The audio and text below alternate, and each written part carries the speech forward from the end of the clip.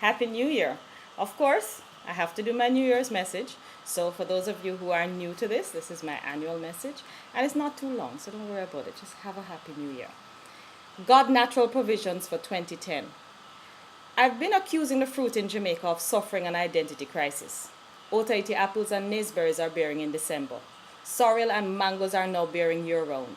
And this is unheard of.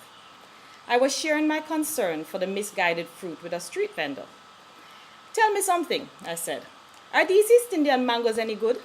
What are they doing around in December? Without waiting for a response, I continued. I see Otaiti apples also bearing and even naseberry. At first, when I saw them in the market, I was almost afraid to buy them, she said. But as soon as I put them out to sell them sell off. Well, I'm not buying them, I quipped. I don't like to buy fruits out of season. This is not when God make them to bear.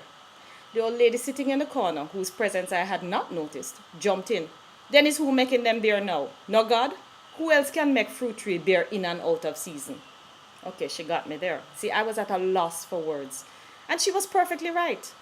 In Jamaica, we don't spend money to create strains of fruit that grow naturally and wild all over the country. There are no orchards of Otaiti apples or naseberries. So therefore, this must be God's work. My usual quick tongue had been silenced, and before I could retort, the vendor chimed back in.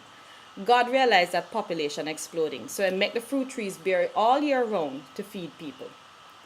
You know, enough said. I had never ever thought of it that way before.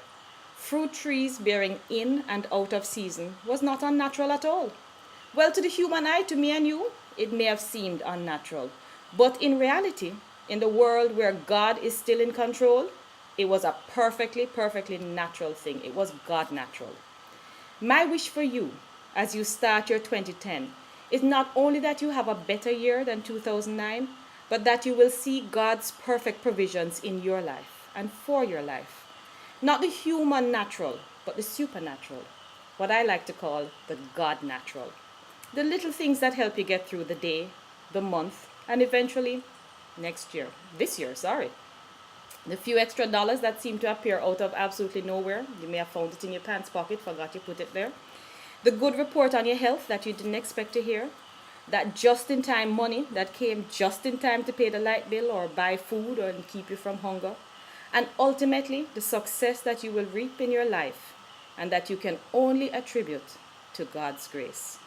Watch out for the God natural in your life. Blessings for 2010. Keep the faith.